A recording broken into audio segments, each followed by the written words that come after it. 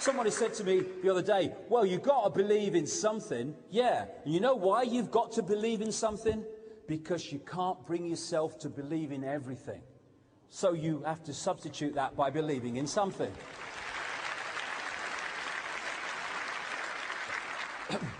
Now, let's bring this back to this whole thing we've been talking about today. What's happening is we are being hypnotized from cradle to grave in the same way that that guy does it by people like this. Newsreaders, politicians, teachers, lecturers, parents who've taken on the program and want to pass it on to the next generation, not out of malevolence, out of thinking they're doing the right thing by their children. We're being programmed to see the world in a certain way. And when we take on the belief that is being constantly implanted, we will have the experienced reality to fit the belief. We're being hypnotized. The greatest hypnotist on planet Earth is an oblong box in the corner of the room. It is constantly telling us what to believe is real.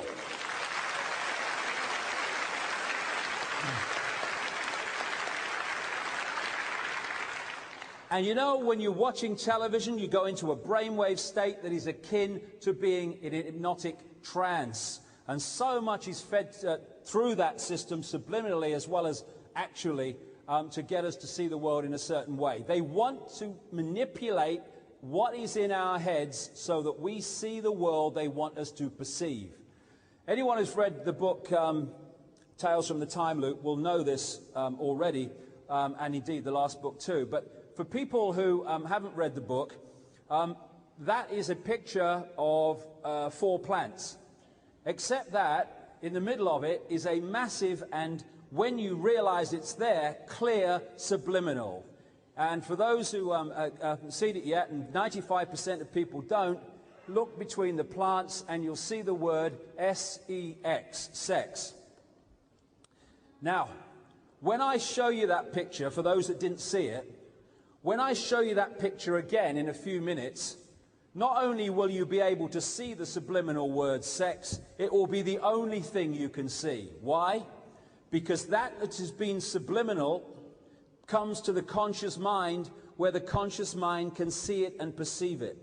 This is why this information we've been talking about today is so important, because it takes the subliminal manipulation and it brings it to the conscious level, and now people who are aware of it, they read the world like a book compared with what they did before. I can see where they're going with this. I can see what you're doing there. You want that outcome. You start to get control of your reality back. But they're trying to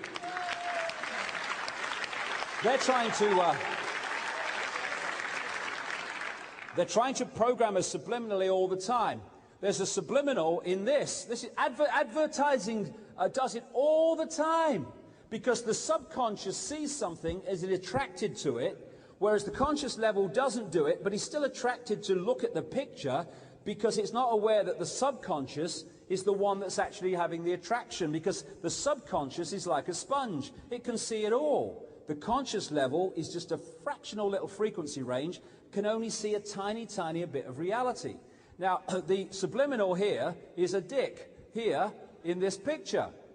And what it's designed to do is to attract you subliminally, not for that, because you don't realize that what you're looking at, but it is to make you look at the picture. It's doing it all the time. This is an advert for McDonald's Chicken McNuggets.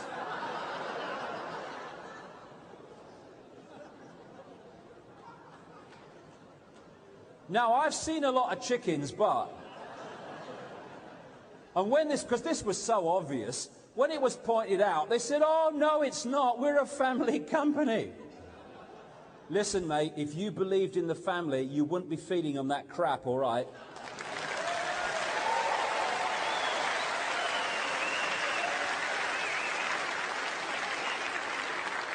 This actually happened in the Gore-Bush election, the first time Bush was not elected.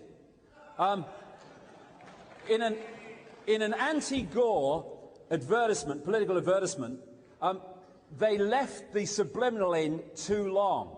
You couldn't see it when it passed through normal speed, but you only had to play it back slowly, slightly, for it to come up. And just as they were saying an anti-Gore statement in the political commercial, rats came up, which the subconscious would have picked up, and it associates Gore, rat, negative association. This is happening all the time to us as they try to manipulate our reality. Time magazine, when they were they were really anti-Gaddafi, when they were trying to demonize him. Whatever happened to him? I thought he was a danger to the world. Is he gone? Was he gone? Is he still alive? I don't know. What's happening? We've got new monsters now. You have to keep up with it.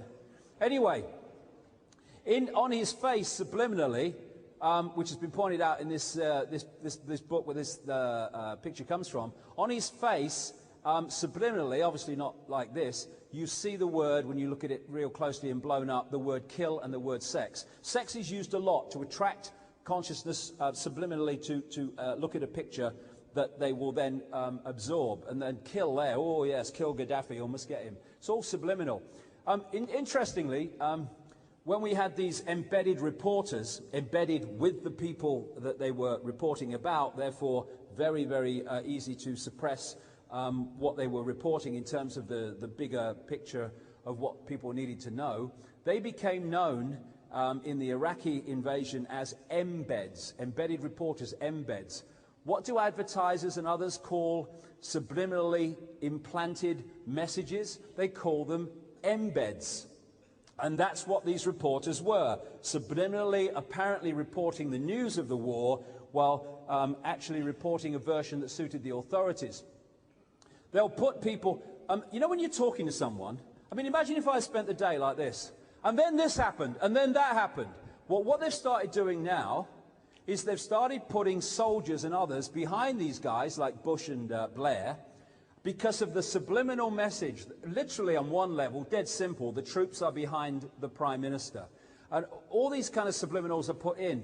A simple one, like they arranged for this child to be picked up by Tony Blair when he first went to Iraq to give the subliminal and literal message of, hey, look, great for children, when they've slaughtered tens of thousands of them, but we won't mention that. Well, with Mr. Blair. He kind of took it too far, as he normally does. But this is the principle of it. It's all subliminal, kind of manipulating our reality with stuff like that. And they want to control what's in our heads and control our virtual reality. They want to turn us into robots. They want to turn us into computers so that we come from this level of being instead of that level of being. And now we come to something we talked about earlier. Why do they want genetically modified foods? Because they want to manipulate the computer to become even more difficult for consciousness to manifest its true magnitude through. When people suffer brain damage and they are incredibly limited in what they can perceive, and they're called vegetables and all this stuff, they're still infinite consciousness. And when they leave the body, they are infinite consciousness. The problem they have is the computer is knackered. And so consciousness cannot manifest itself through the computer, just as when you're trying to, do something on the computer. It doesn't matter how computer literate and brilliant the guy on the keyboard is, if the computer knackered, it's knackered. There's nothing you can do. Same principle, same symbolism. And what they're trying to do now, with all this stuff I'm going to talk about in the next little sequence, is to suppress and imbalance and destabilize the computer to an even greater extent, so that the waking up process that we're now in cannot manifest itself through the computer into this level that they are manipulating and seeking to control. That's what genetically modified food is about. Fluoride. Now, all these things that I'm going to go through have one thing in common.